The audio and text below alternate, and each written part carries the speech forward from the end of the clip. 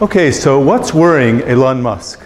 This most ambitious of men, the founder of Tesla, SpaceX, and Solar City all at the same time. He's not revolutionizing technology, he's building new technology sectors. Previously, he was one of the founders of PayPal. He had a different successful internet company. Is he afraid of anything? Yes, of existential risk from artificial general intelligence. The inspiration for Iron Man in the movie, Elon Musk says that artificial intelligence is our biggest existential threat. The is isn't supposed to be at the end. And he's put his money where his mouth is. He donated $10 million to different research institutions in 2013, more than has been given to the sector in human history. He also put his mouth where his money is. Very important. Often when people give this sort of money, they want to stay anonymous so people don't pester them for more, or they want to keep it private, but he's spoken out about this issue. And it's not just him.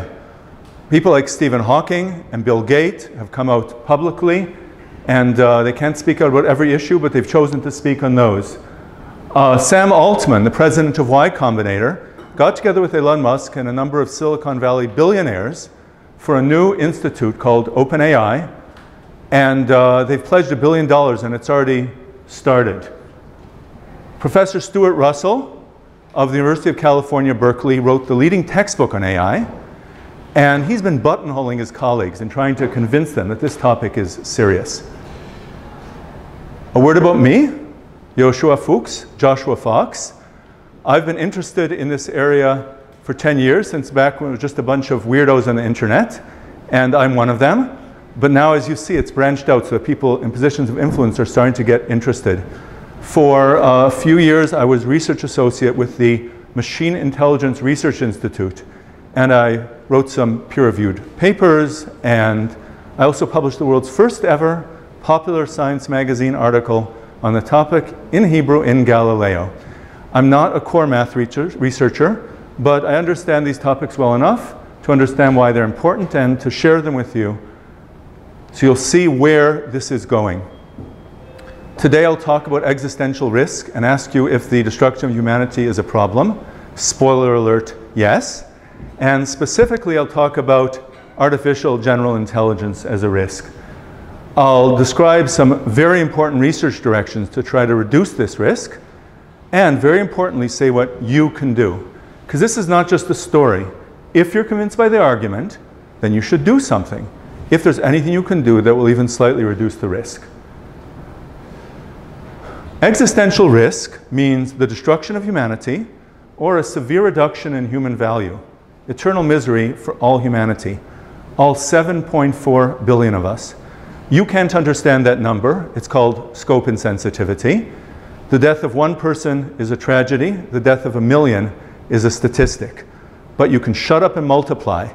And the expected harm equals the probability of harm times the outcome. And that's very, very bad. And so for the same reason you wear a seatbelt, even though you probably won't get in a car crash, if you can just slightly reduce the probability of a very bad outcome, you can do something important. But it's not just the numbers. What's worse, the death of 7.3 billion people or the last 100 million? So the first number is larger, but the death of the last human puts an end to human potential. I want a future where billions and trillions of our descendants live and learn and love and grow and create. I want that to go on for millions and billions of years. If humanity ends, it's not just today's humans who are gone, but any future ones. It's so hard to understand existential risk, but I grew up in the shadow of the Cold War, and I didn't see a way that humanity could survive. We did, but that's just luck. If we had all died, I wouldn't be here explaining to you the next existential risk. The secret launch codes on the American intercontinental ballistic missiles were 00, 00, 00 through the whole Cold War, because the honchos were afraid that when the time came, it might be too hard to shoot the missiles off. That's how close we came. Good book, Command and Control. It describes a lot of other mishaps in the American side. On the Soviet side, we don't know even as much. But specifically, I want to talk about the risk from artificial superintelligence, which I think is the most serious one. Narrow AI is racing ahead. Just in the last few years, we have self-driven cars. And just a couple months ago, an AI called AlphaGo beat the world's Go champion. Just 10 years ago, AI experts were saying that Go was such a complicated game that no AI would ever beat the champion. And if it happened, we would be so close to artificial general intelligence that it would make no difference. But they're changing their prognostications, saying, no, Go is a complicated game, it's not that complicated. But we're very close. I remember just 2 years ago, I used to joke that in high tech, if you said the words artificial intelligence, you'd be fired. Now, I don't mean that on the spot they'd fire you. I mean that you'd be treated as an astronaut, floating, unconnected to business realities. Just in the last year, PhDs in deep learning are being snatched up for $1 million salaries. This is racing ahead. But I don't know when artificial general intelligence will come. Don't believe anyone who gives you an exact date, talking about Ray Kurzweil. But there have been surveys, and experts were asked, by what year is there a 50% chance of having artificial general intelligence? And the median answer was 2040. So don't get too fixated on that number, but think about a probability distribution starting now and heading out 100 years into the future. People already care about global warming, and that's said to have its maximum impact a few decades into the future. Joshua, yes? Define what artificial general intelligence is. Good. So that's roughly human-level machine intelligence. It's not a precise definition, but it's an AI that can deal flexibly under a variety of challenges. So I don't have an exact definition, but what actually matters is not the definition, but whether the AI can make a tremendous difference in the world, for good or for bad. So the number of scientific breakthroughs that remain and the exact definition of what we're going to meet that will be AGI depend on the path. That could be a human brain emulation. It could be designed roughly on the model of human brain, or it could be designed de novo, using some principles that computer scientists figure out. And it will look very differently in each of those cases. But I would say it takes maybe 2 or 3 more scientific breakthroughs. How long does a scientific breakthrough take? They do happen occasionally, yes. Does the definition include consciousness or self-preservation instinct? It doesn't include consciousness. First of all, I don't know what that is, and neither does anyone else. It's been debated endlessly. What really matters is whether the AI can maximize the utility function. I'll talk about that more. Now, does it include a self-preservation instinct? No, it doesn't. But it turns out that any intelligence will tend to have a self-preservation instinct, because if it's dead, it can't achieve whatever it was trying to do. And I'll talk about that too. When this AI comes, what matters is if it has a tremendous effect on our future. And I'm not a techno-optimist. I'm not a techno-pessimist. I'm a techno-volatilist. I think that tremendously powerful technologies will either be very good or very bad, but nowhere like what we have today. So just a brief word on the good side, because if we're dead, it doesn't really matter how good the good side is. We have to stay alive to do anything. Humans have done wonderful things. They've also done bad things, but they've done some good things. They've fed the world, cured diseases, and a roughly human-level AI can do all those things, and if it's superhuman, it can do more, if it's designed to do that. That is the hard part. I'd like to see a world that fulfills all the many human values, which are very hard to define, of living and being happy, and an AI can bring us in that direction. But to understand what this future AI will do and what it will look like, what it will be like, I have one principle for you, and that is, don't anthropomorphize. Don't think data, think data.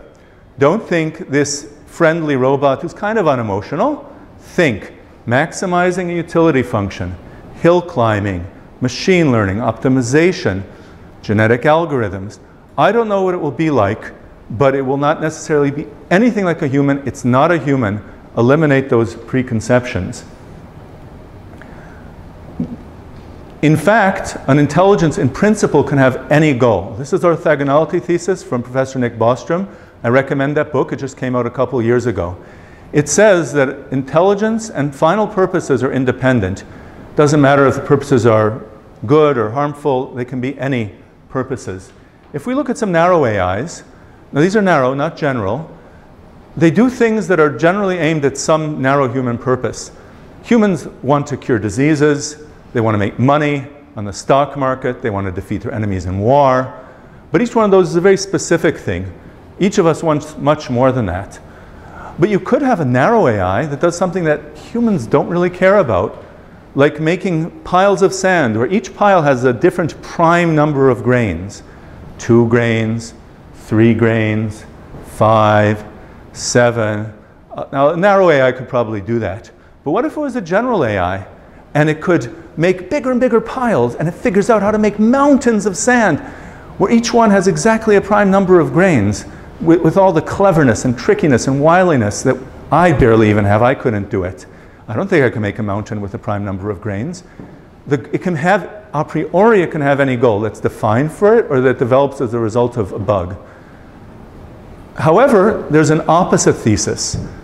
I told you a minute ago that intelligence can have any goal, but they will tend to have shared sub-goals because these help it achieve its final purpose. For example, any intelligence will want to gather resources because those resources help it achieve its goal. For example, money, the cooperation of people, and in the limit of very powerful intelligence, they'll always want mass and energy to help it achieve its goals.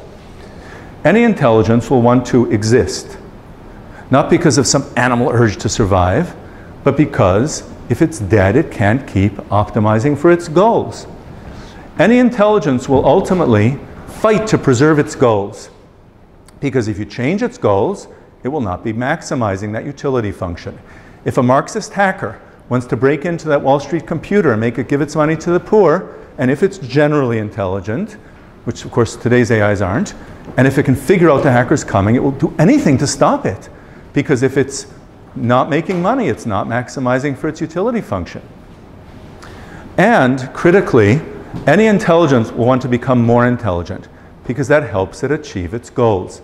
We humans have a hard time getting more intelligent. Maybe we can study. But an AI could just buy cloud resources or maybe improve its own algorithms.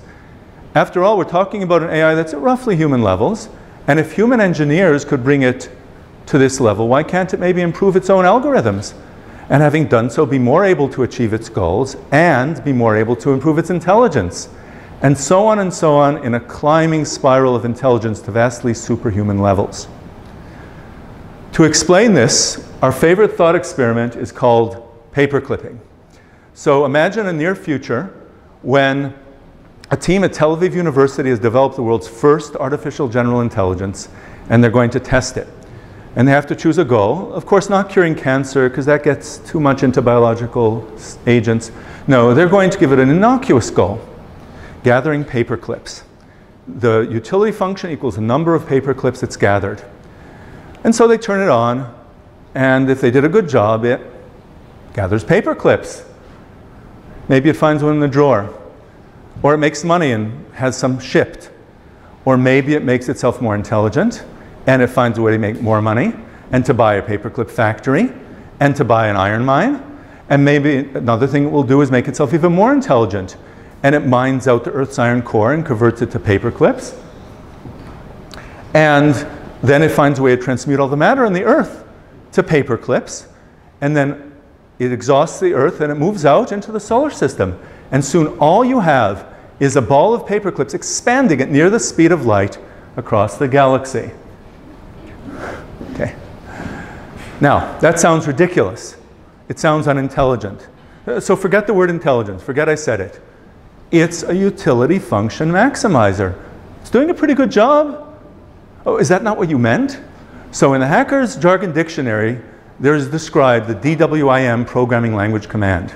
Does your favorite programming language have that? DWIM, do what I mean. Because that's what we need here. If this isn't what you meant, then define what you mean.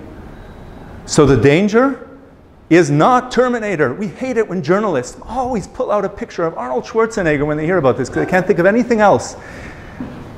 The danger is side effects from otherwise innocuous goals. An AI could have harmful goals or it could have helpful goals, like curing cancer, where the utility function is the negative of the number of cancer cells. It's going to, less cancer, the better it's doing. And it figures out that if it wipes out all life forms, there's no cancer cells. It won. Well, that's not what you meant. Well, you better tell it. Now, some objections. So some people will say, why would anyone build such a harmful AI? And the answer is that it wasn't built to be harmful.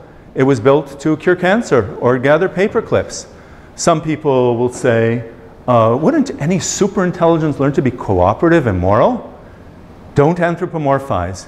Morality is a human value, which I know and love, but ask yourself why it would cooperate. It would cooperate to get things in trading with humans. Sometimes some form of moralities says that you are nice, not because you get something in trade, but because you expect in general others will be nice. But once it's at vastly superhuman levels, it has no interest. Just think, what gets it more paper clips? That's all. And some people will say, can't good AIs stop the harmful ones? That depends very much on which AI comes first. Because whichever AI is there first will act to prevent any others from coming into existence, because that keeps it away from resources that it can use to maximize its utility function. And unfortunately, a team that doesn't care at all about safety can move faster than a team that cares about safety. So yes, sadly, I think the default is that we all die. That also depends on how fast the improvement is. Hypothetically, if improvement was very, very slow, you could have AIs self-developing at roughly similar paces. I see no reason why they should be at roughly equal speeds, however. Another objection, just pull the plug. Everybody's a wise guy. I'm going to pull the plug. Yes, for a simple AI. Although if you try to pull the plug on AlphaGo, the Go machine, I don't know, does it have a plug? It's in the cloud somewhere. But anyway, any sufficiently, and you said this, powerful intelligence will act to prevent you from unplugging it, because that keeps it from making money on the stock market or killing cancer cells or whatever. Put it in a box. I'll just talk to it over text chat. So first of all, it's cleverer than you, and it will trick its way out. It will pretend to have a bug, so you go in with a debugger. But even if not, and this is a very important point that I'm going to get to in greater depth later, the AI is part of the universe. It's implemented on computer chips with actual electrons. Now, can it wiggle its electrons back and forth fast enough to do something outside of its Faraday cage? I don't know how to, but I'm just humanly intelligent. But it's important for you to realize that it's all part of that great quantum wave, which is our universe. And don't think you're cleverer than it. Now, there's a fascinating case of a genetic algorithm, this was a few years ago, that was going to design an oscillator circuit. So the scientists had it do that, and it designed an oscillator circuit. And then they realized what it had done.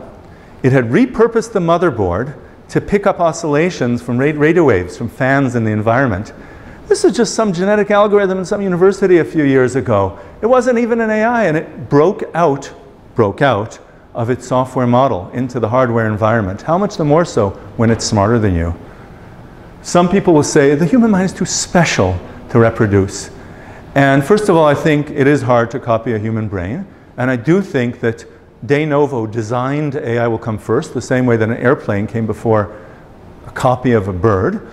But don't forget that human brains are made of atoms. And there is no law of physics keeping you from making new ones. I and my wife made 4 of them. I maybe can take credit for this one as well. Of course, we did it the old-fashioned way. Brains are part of the universe. There's no law of physics saying you can't copy them. However, there's a counterpoint. Professor Robin Hanson, his book just came out 2 weeks ago. Buy it and read it, Age of M's. He says our future will have trillions of emulated human beings living in a software environment, competing, trading, working. And he could be right. I'm not single-minded about my prognostications. Things are probabilistic risks, nothing's a certainty. But I do think that that will not happen. First of all, as I said, de novo AI is easier. Secondly, if a human is emulated, that human can boost up to superintelligence. I use cloud computing resources, and I'm flesh and blood. What if I was plugged in, And even if I couldn't use them to boost my virtual brain, I could I could develop an AI, a de novo AI. But humans are risky creatures. They can be kind of dangerous, and they go crazy all too easily. My brain is a very delicate thing. How much the more so when it's on a software substrate, and just a few changes can just totally mess it up. So another objection says, let's just kind of build it and make it safe as we go. There is no area of engineering for building bridges that don't fall down. There's an area of engineering for building bridges, and they're not supposed to fall down. The creators of the Java virtual machine knew that if they wanted network safety, they had to bake it into the Java virtual machine from the beginning. It's not perfect, but it's way better than C, because they thought of it in advance, and you may only have one chance.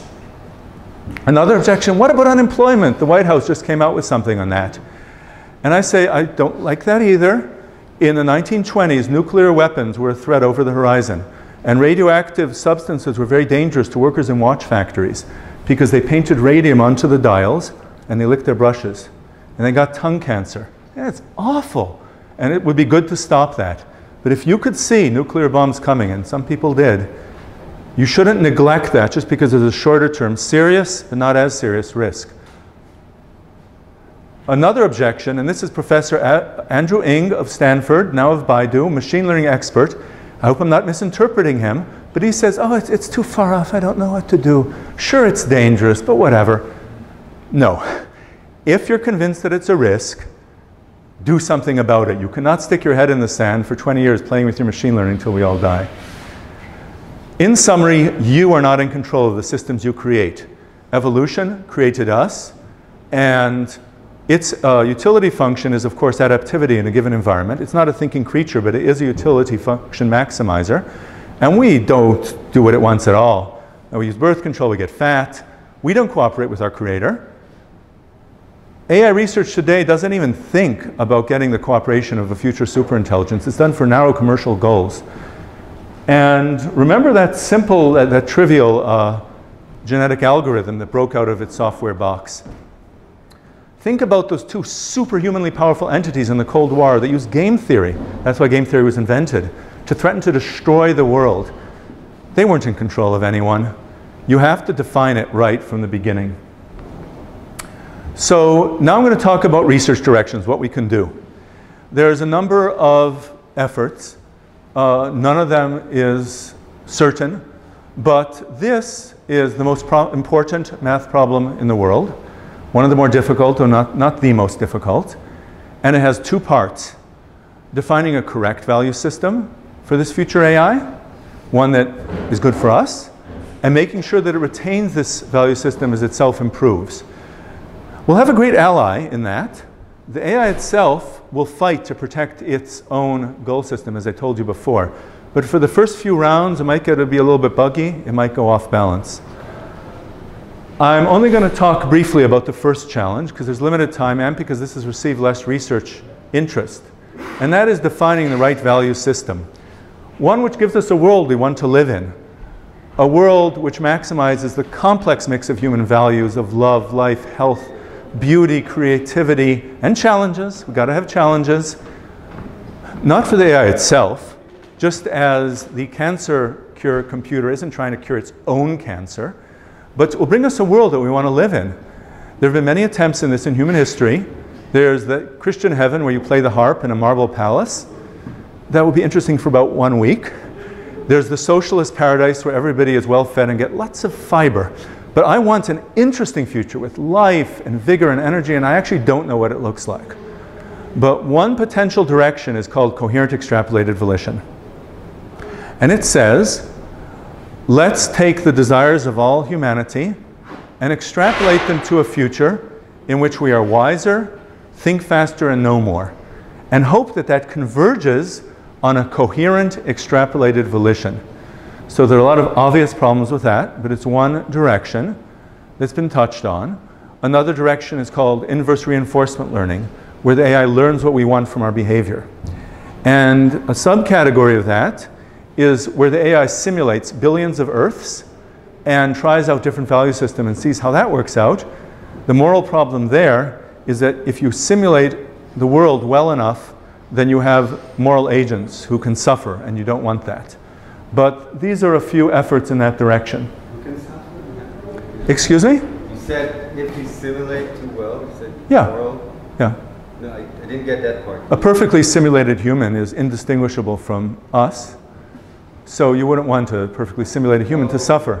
And if you're going to try out many value systems, you're going to try, I don't know, the Marxist value system, see if we can live in a Stalinist paradise, and see if people suffer. You don't want that because they're people, if you simulate them well enough. You could try to simulate them almost well enough so that they don't suffer. But that's a challenge. Was there a question here? This is an assumption. Yes? Everything, which is in the Chinese room, is actually speaking Chinese.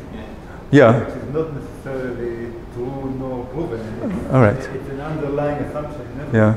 I'll very briefly talk about that, and I'll take, of course, more questions at the end. The Chinese room says, if I'm summarizing correctly, that you put a person in a room with a Chinese dictionary, and people given directions in Chinese, and they translate, they don't understand a thing. Flip through the dictionary, translate the instructions, and carry out the action. So it's a sort of mechanistic system. And you ask, does this have consciousness or something? And to put it very briefly, I don't care. It's a person in a room with a dictionary translating. I care about a lot of things. I care about whether a system can do stuff, like cure cancer or kill everybody. I care about whether persons are suffering or being happy. And persons includes humans, but it might include something else too. So those are things I care about. But the Chinese room experiment, to me it's pretty obvious that if it does everything a human does, precisely exactly like a human does, then it's indistinguishable from a human, but it would be so slow because of combinatorics you couldn't do in the lifespan of the universe. That's the quick and simple answer of the Chinese room. So let's talk about the second math problem. Now just an aside, even if this didn't involve saving the human species, it would be brain-fryingly awesome math. And I just love this stuff. If you have not read Gödel, Escher, Bach, do so before you die. This is maybe the most amazing book ever written in the 70s. And it's all about systems that talk about themselves. Mathematical system, music that talks about itself, paintings, Escher, you know, the paintings that include themselves. And if you ever wonder where this can be taken into serious research directions, you'll see a lot of those ideas in what I'm about to talk about. And remember that the goal here is for the AI to preserve its values as it self-improves. As it boosts up, it doesn't go off the tracks and get different values that are unsafe for humanity. So the first AI we build will make a child, or it will just change itself, and that child will be smarter. And one thing about the parent cannot predict what the child will do because the child is smarter. Just as I cannot predict what Lee Sedol will do in a game of Go because he's better than me. So the parent AI has a problem. By the way, this is similar to us dealing with the first AI, but it's simpler to talk about AIs themselves. So it wants to prove that the child is reliable using formal logic. It doesn't know what the child will do, but at least that it solves that it fulfills certain constraints of safety. And this is what it wants to prove. It wants to prove that, oh God, I'm sorry, I made a mistake in this slide, and I'm going to maybe even correct it now because it's, no, okay, I can't, just a second.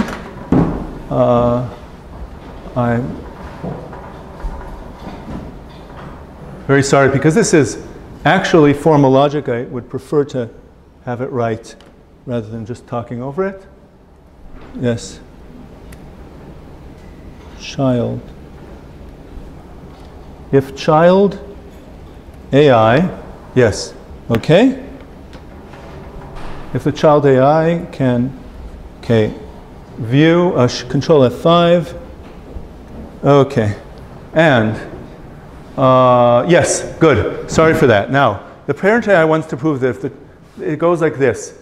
If child AI can prove P, then P. In other words, the parent wants to prove that the child is reliable. That if the child can prove something, that you can trust that that thing is true. That actually makes sense. There's nothing weird about it. Let's just say it is reliable. We just want to prove it's reliable. But importantly, without the parent necessarily being able to prove P itself. Because remember, the parent is weaker than the child. It can't prove everything the child can. In terms of formological systems, weaker systems cannot necessarily prove all the statements. In fact, this is a definition. They can't prove all the statements that the stronger ones can prove. So we want to be able to handle also those tough cases.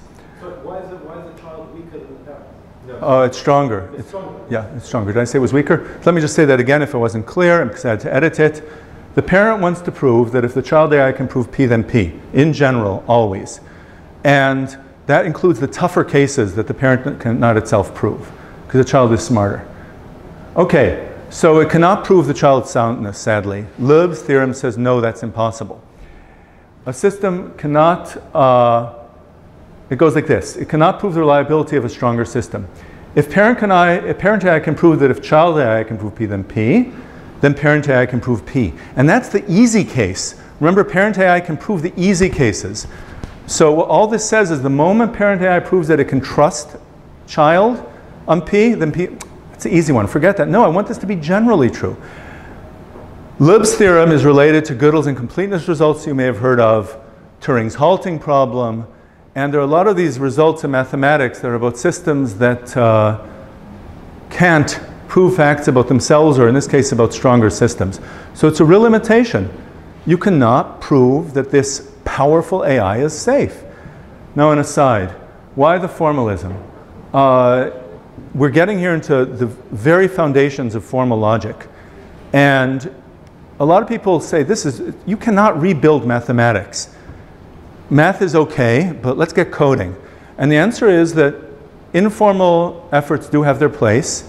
For example, the Machine Intelligence Research Institute was doing simple discussion of what might happen in the future, groundworks of morality, and then there's some areas of simpler math that are not foundations of logic. But when you're dealing with a system smarter than you, one of the few tools you have for dealing with it is formal proof. And luckily, the AI's logic can, in principle, be more transparent than humans. We are spaghetti code. The AI code, in principle, can be read and analyzed, although if it's a neural network or a deep learning or genetic algorithm, that might be difficult. So this is all part of reflexive decision theory. This is a decision theory where the agent treats itself as a part of the world. The entity can be caused, and it is a cause. That AI was caused, it was coded, it can be edited, and its code can be, in principle, read or predicted. Now, this may seem obvious to you. Of course, the AI is part of the world. I mean, who is saying otherwise?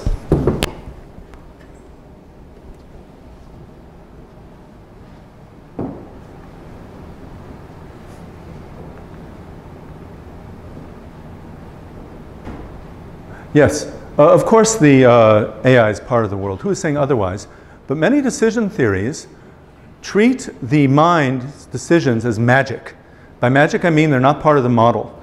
The decision theory will tell you what to decide. They'll tell you if you have a choice between 5 and 10 shekels, take 10.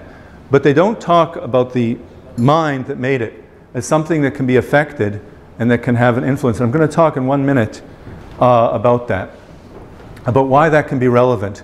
But you've already heard a bit about that, which is that the parent AI is trying to predict and analyze and talk about the child AI. They're reading each other's minds. If all this talk about mind reading sounds a little bit too much like ESP or psychics to you, fine, forget it. Forget about human brains, although you can be predicted. For example, most of you are going to walk out through the door and not try to walk straight through the wall. I can predict that, probabilistically. But forget that for the moment. Just say AIs, and each one is trying to predict the other using solid math to really understand. So that's why we want a reflexive decision theory. And to exemplify this, I'm going to give you 2 paradoxes, which, like most paradoxes, are not paradoxes. They're just problems that haven't been solved yet.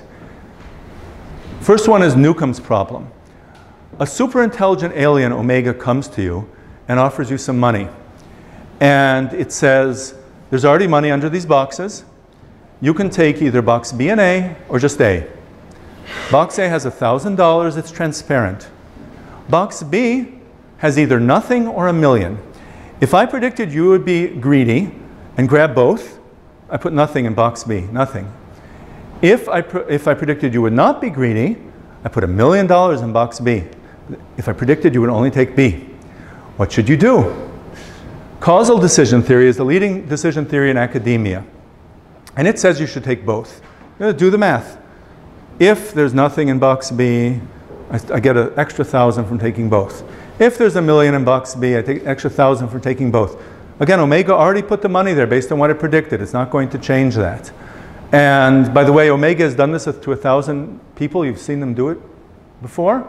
And Omega was almost always right. You know what? Omega was wrong 3% of the time. This is, you can do probabilistic calculations if you want. I say this is wrong. You should take only one box because you get richer that way. And what causal decision theory forgets is that your brain is causing Omega to do something because it read your mind. Again, you're an AI. Omega figured out what you would do. It read your code, or it did some probabilistic calculations of what an AI is likely to do. And your thoughts, your algorithm actually caused something in the world other than the mere action. Of course, all decision theories say you cause something. You reach out and you grab the boxes. But here your actual mind can cause something. Newcomb's problem seems kind of theoretical. What's a superintelligent alien doing predicting you? But again, predicting people, and certainly predicting some AIs, is not impossible. Another problem is the Toxoplasmosis problem. Toxoplasmosis is a real disease that infects hundreds of millions of people and often has nasty psychiatric symptoms, but often has no symptoms at all. And also, this is real. When mice get it, they are attracted to cats because this parasite has actually been evolved to get the mice into the cats. Now let's imagine, just for the purpose of our thought experiment, that humans get toxoplasmosis just from the environment, and that it also attracts them to cats. So let's imagine now you want to pet a cat. What should you do? Evidential decision theory says don't pet the cat, because we know what happens to people who pet cats. More often than chance, they get nasty psychiatric symptoms because they had latent toxoplasmosis. I say that's nonsense. Go ahead, pet the cat. Either you have this parasite in your blood or you don't, but either way, it's not going to make it worse. Enjoy yourself, because evidential decision theory forgot the causality of what's causing you to want to pet the cat. And again, it's a causality that reaches straight into the brain, again, in this theoretical case.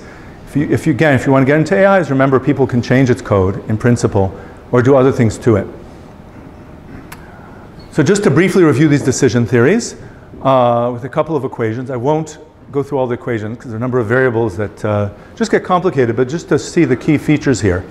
Causal decision theory says do the action that causes the best result. So there's a symbol here for causality. I recommend Judea Pearl's book on causality, and it just says argmax, take the best action with the utility given the probabilities of this action causing certain outcomes, given the way the world, the situation of the world is. Evidential decision theory says do the action such as the expected value condition on the action is highest.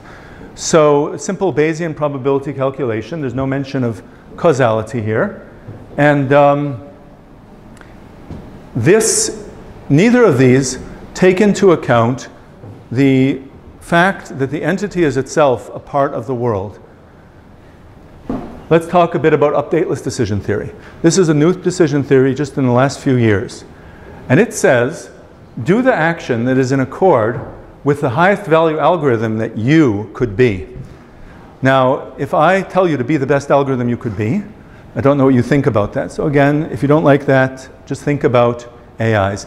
AIs are nothing but a string of Lisp code, a string of Haskell code. And you have to ask, of this string of Unicode characters, which string produces the best results? So updateless decision theory says UDP is, of all possible UDPs, is the one that causes the best outcome. Now there's a strange fact about this equation here, which is that you're trying to figure out what UDP is, but UDP is also inside the equation. So these special quote marks are saying that UDP is quining itself. So there's someone here in a Triggle t-shirt. Ellie, could you show us? So quining is, of course, when a program you can look at it afterwards. That is Python code that prints itself. You run that code and it prints character for character exactly itself. And if you look at that simple Python quine, you'll see that it kind of holds a copy of itself as a string, right? It's a data type called a string inside itself. So there are two levels here in which UDP exists: the use and the mention, the plain old software code, and the string, which is the software code. And it has to achieve a fixed point where that particular string of software code would produce actions. This sign here says it produces actions such that they cause an outcome in the world which has the highest utility algorithm. So this is really cool. What it's saying is that the world is one big decision tree. So as you go through life, you see something, you take an action, and then you see something else and you take an action. Of course, that's simplifying. The world is so complicated that this is intractably difficult to compute, but then again, so are causal and evidential decision theories. That in itself is not a problem. So you go through life, and there are all these decisions. Causal decision theory says, make the best decision. Updateless decision theory says, look at this entire tree of the universe, look at all the probabilities of things you'll observe under different conditions, and the probabilities of what you'll do when you see those observations, and make the optimal choice of all possible strings of Perl code, just kidding, that you could possibly be. That is nice, and it sounds almost obvious when I say it to you, well, be the best algorithm. Of course you're going to choose the best algorithm, right? But there's actually one theoretical aspect there which is very, very difficult and which has not been solved. And that is how to predict your own behavior. If you are a deterministic algorithm, again, that string of code, or even if you're probabilistic, the math works out similarly. So predicting your own behavior is not in itself weird. I can predict that I too will probably go to work tomorrow. I too will walk out the door and not crash through the wall. There's nothing weird about it, but it gets difficult when you try to formalize it because it involves counterfactuals. If I try to figure out the probabilities of what I will do and won't do, then of course I'm betting partially on what in fact, in reality, I won't do when the time comes. I'm betting on myself doing something which I won't do.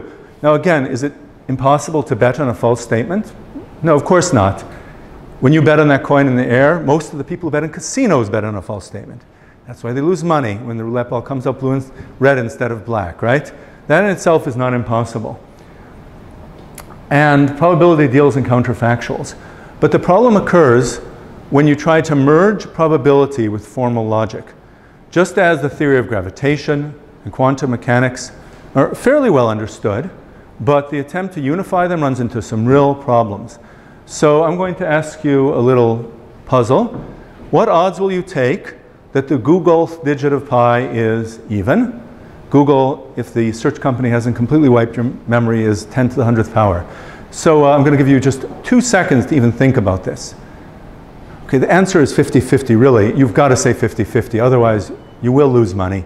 I was going to a meeting with a colleague and we were betting on who's going to drive. So we bet on the 20th digit of pi.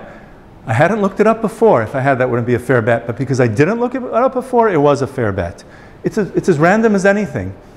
But what if I ask you to bet on, lay odds on the 1000th digit of pi? What about the third digit of pi? Is that even?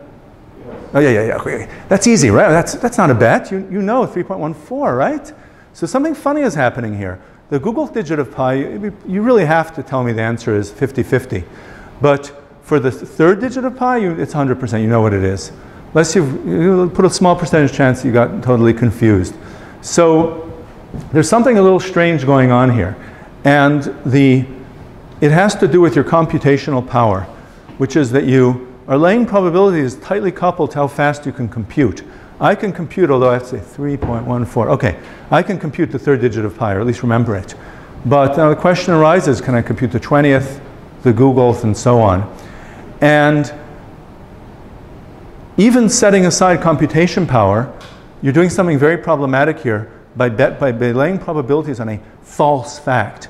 If I lay a bet that the third digit of pi is odd, I'm going to lose, right?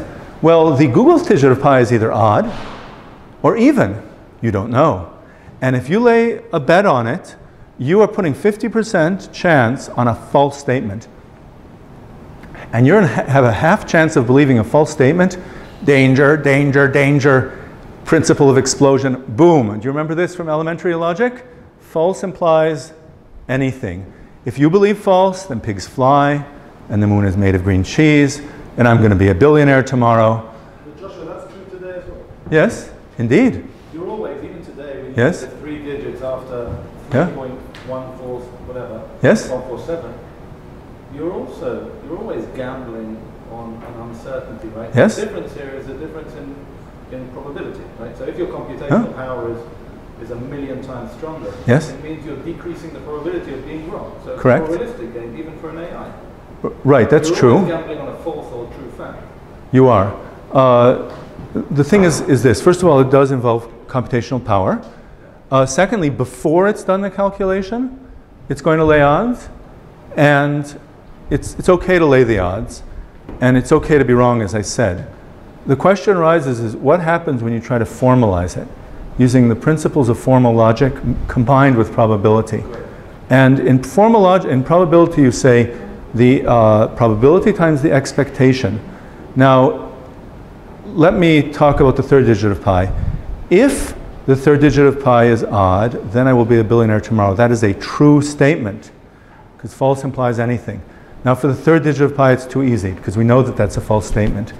And I have to put 100%, a 0% chance on that, which kind of makes things easier. But in the case of the Google digit of pi, until I compute it, I don't know if it's a true or false statement, but it is. It's absolutely, by the rules of logic, either even or odd.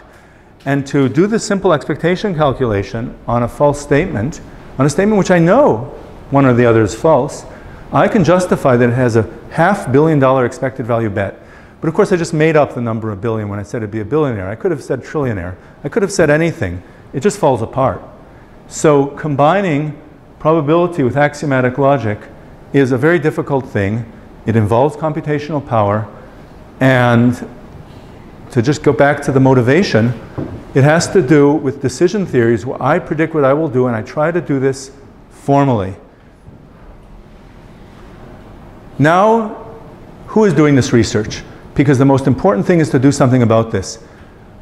One difference between the Kurzweilian approach and what I'm saying is that I'm saying this because you have to do something. Now, Kurzweil also believes in doing something, which is advancing technology, and that's cool. He's done a great job of that. But the key point here is not to be amazed. It's to either be convinced or not, of course. And if you're convinced, to go ahead and do something to reduce that probability slightly. These are all the people in the world today doing that mathematical research in reflexive decision theory.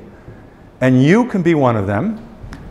Amazingly, there are actual jobs open, including at the University of Oxford. Amazing because it's hard to get an academic job nowadays, but it's hard to find people who can fill this sort of job. And if you aren't going to do the research, you can donate.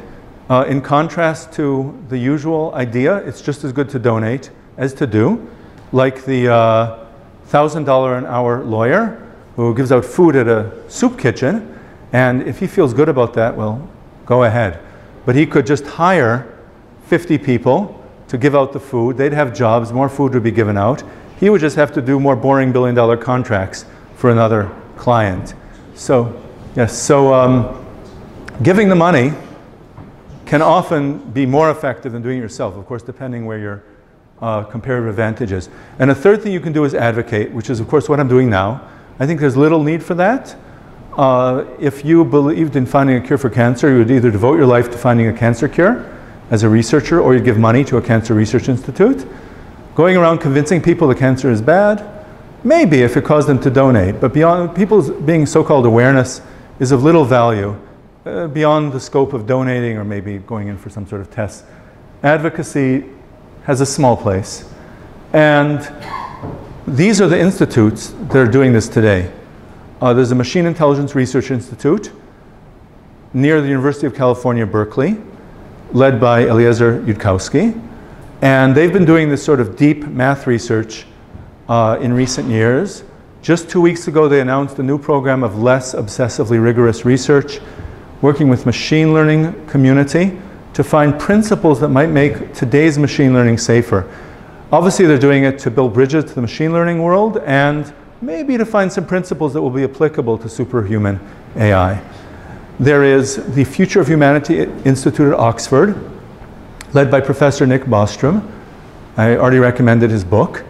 And they've done some social research. In other words, I talked about predicting when AGI will come. And they're doing mathematical research in AI control, which means any way of getting a superhuman AI to cooperate, but not necessarily with that sort of fanatic rigor that I talked about earlier. And there's some new groups. I'm really happy to see these, even though none of them has proven itself yet, because it shows that the field is growing. And there's some prestige behind these names too.